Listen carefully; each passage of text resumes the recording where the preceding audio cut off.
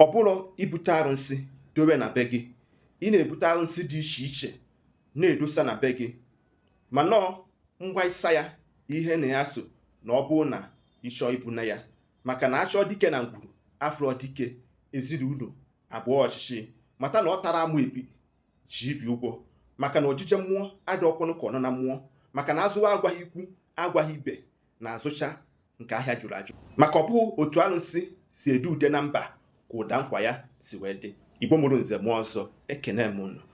Ọ bụrụ na ị butere arụsị dosa na be gị, ikekwo ọ bụrụ na ị mesịara jewe ụka, ma ọ bụ na nnukwu nna unu gọrọ arụsị, mana ị marọ ihe ị ga-eme banyere ya bụ mmụọ dị otu a, n'ihi na amụnyere gị n'ụka, ngwa kpụrụ oche nwa nọdụrokwu bịara m nso ka nsugbuara ụnụ aka oyibo nsugbe.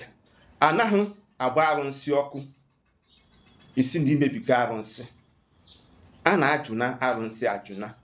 Ọ bụrụgodị na ịbanye n'ụka na ichegharịgo na isi na ịma nga arụsị ibutere, tupu ime n'ọfụ kaba arụ jee kpọọ ndị obodo ije bute ya bụ arụsị, ya bụ aka ji ọfọ maọbụ ndị hiwereda arụsị, ka ha bịa mee gịnị, gụọrọ gị mgba ịsa ha, ka ha nwee ike ịjụ na arụsị ibute be ha ugwu n'udo wee dị na ngwuru gị.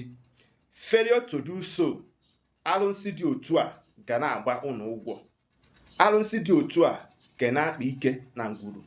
A gwara m gị sị gị na ọ bụrụ arụsị niile ka a na-etiri Holy Ghost fire, ka a na-etiri back to sender, ka a na-bind and cast, maọbụ iwere mmiri nsọ maọbụ mmanụ na-efe.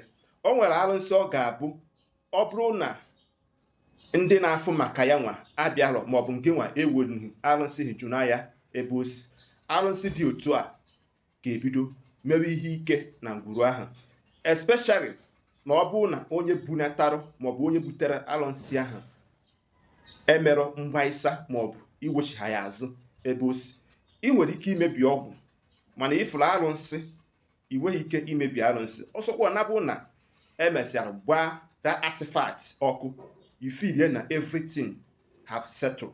Ka arụsị si akpa ike maọbụ enye nsogbu na ngwuru abụrụ ọdịghị ka isi wee shee ya. Ikekwe enwere ike in the next 10 years a na-agwa gị na o nwere arụsị nnukwu nna nna ụnụ ha mejọrọ, ọ na-awa n'ava ije n'ụka, a na-agwa gị ya bụ ihe ka o ga-esi wee dee anya dịka nwa onye Igbo.